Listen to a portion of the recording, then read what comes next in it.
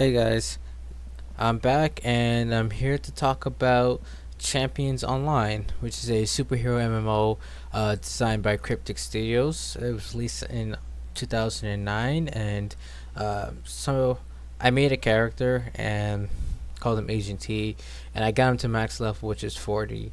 So I'm gonna log in and show you a bit about the game and my few thoughts about it. Um, so when you first get started, you create your character. You can do a lot with character customization, and you have all these different powers that you can pick from, and it has a description of the all the powers you get at every level.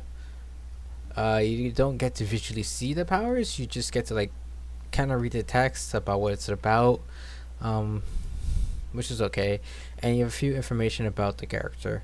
Um, so they have many classes you can pick from between the range, tank, melee, hybrid classes, and support classes.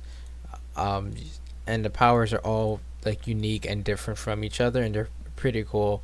Um, Sadly though, you do need to subscribe and have a.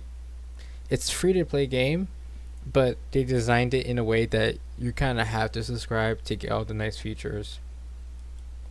So all these really cool um, classes that they have here or powers, you can't pick because you have to subscribe.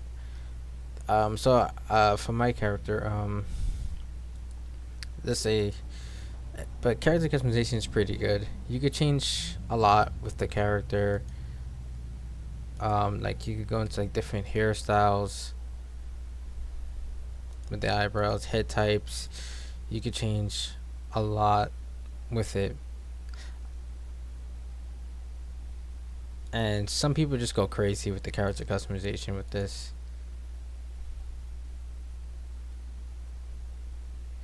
So this is gonna take a while. Um, Even with the body, you can change and have some really cool features. But we'll get back to that for another video. So I'm gonna log in with my already made character.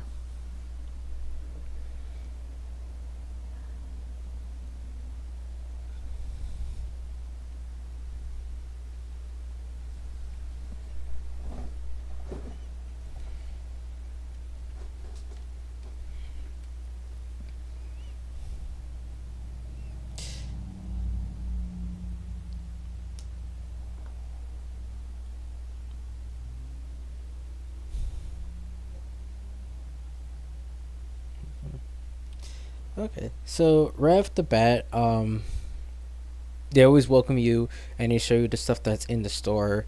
Um, and this is pretty much the UI. The UI is you're free to move things around, which is pretty good. You have your basic WSAD to move around, and as you can see, my characters did a cool backflip, and that's simply because of the travel power you have. So that's actually one of the cool things about this game that I'm gonna say right off the bat is the travel powers. So I have athletics travel power, so when I run, I get a cool extra sprint when I run, and I do these really cool flips. So if I was to do a backwards, oops. So if I do a backwards flip, he does a really cool flip like that. Um, yeah, so that's pretty cool. And the other power you get, so you get two powers at level 35. You get a nap power, just of your choosing. So I pick teleportation, which allows me to teleport anywhere. So for me, it looks like I was just moving in the worlds, but to everybody else, they would not be able to see me. It would just be I disappeared there, and then a couple seconds later, I just appeared over here. Um, so right off the bat, one thing I kind of don't like about it is the map. So you get the map here, which is pretty it's interesting, and all these icons here shows different villain bases that you can go, but you don't really get any actual information. So it shows you where the villain bases are, and that's all the landmarks you have.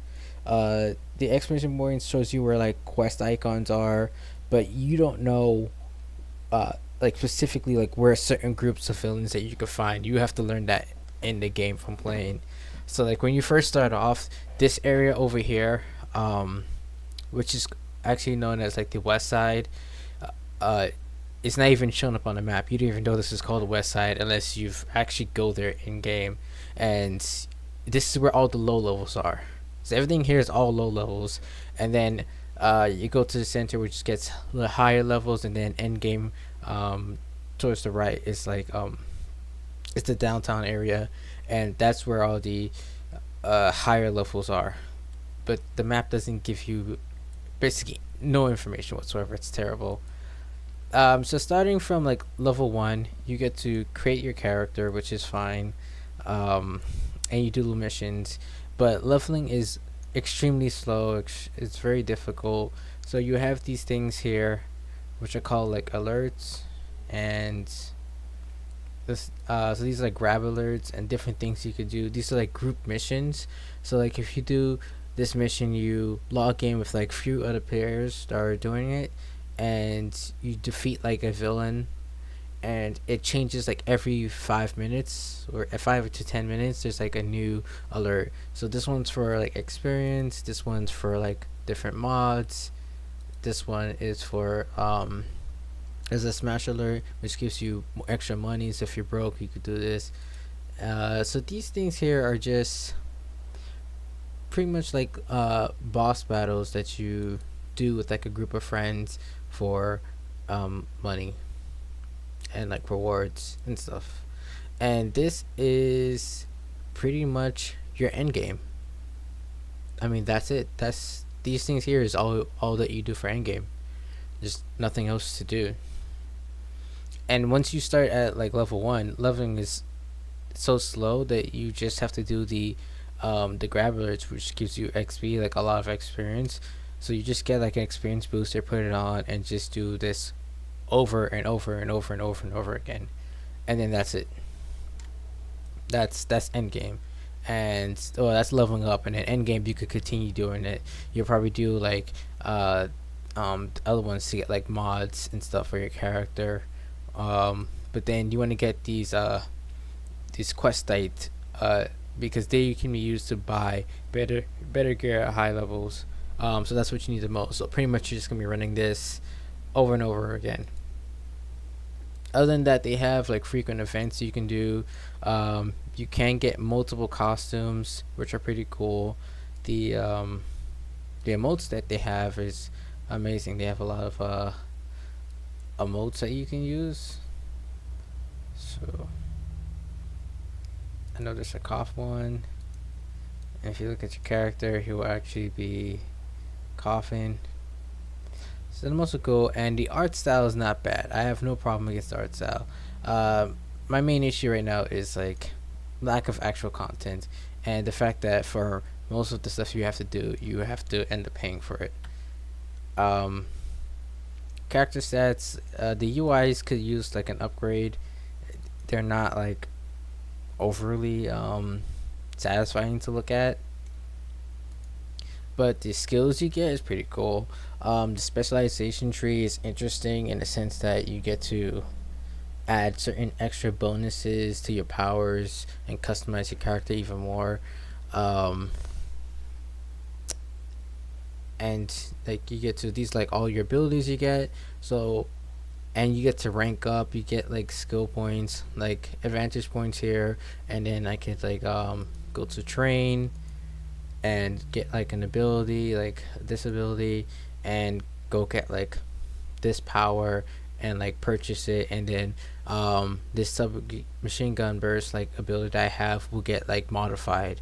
So that's actually pretty cool how you can modify abilities, but ultimately it's useless all the since you get all the abilities and just lack of customization means that you could customize the abilities, but it's not really like you can pick and choose the abilities. You just get everything, and there's literally like only like one way to make this build. So right now I have the range munitions build, which uses a lot of guns, and machines.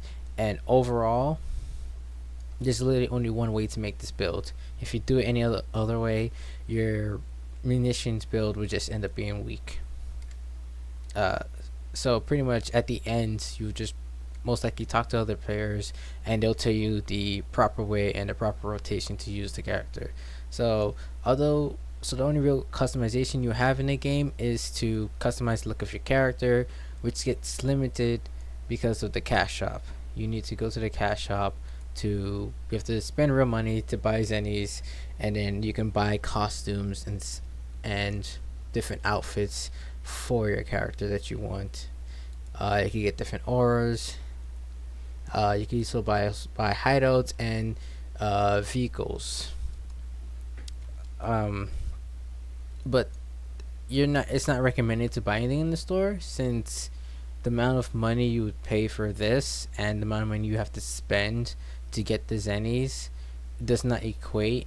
So everything, it just pretty much forces you to get the subscription, and that's what I hate about it. Like, everything in this game that like has issues, they have a fix for it, but it costs you more to get the fix, and it's not like really a good fix. So to know overall, to get like everything to work, you'd need to get the subscription. Like, this game, it kind of forces you to get a subscription, which is not cool, and it's one of the things I don't like about it. But it does have a cool feature. Like, this athletics power is like super cool. Like, that's one of the things I love about this game that most other superhero games don't have. Like, this is cool. It actually feels like I'm doing athletics. And the way he runs is like super cool as well. And they have different travel powers too. Like, they also have a tunneling power that you can go underground and tunnel. They have different types of flight. Like, you could do the normal, regular, like super flight, or you could have the wings to fly, or rocket boots like Iron Man to fly. Like, this game has pretty good travel powers, and that's something that they did very well. The other thing they did was they give you vehicles. So this is a helicopter that I bought. So you get different vehicles, and these vehicles actually have their own abilities. So you can fly around to different areas in these vehicles. You can actually use the weapons, and these vehicles in themselves are customizable. So you can buy different guns and blasters for the weapons, and they come in many different styles. So that's actually pretty cool feature that they added.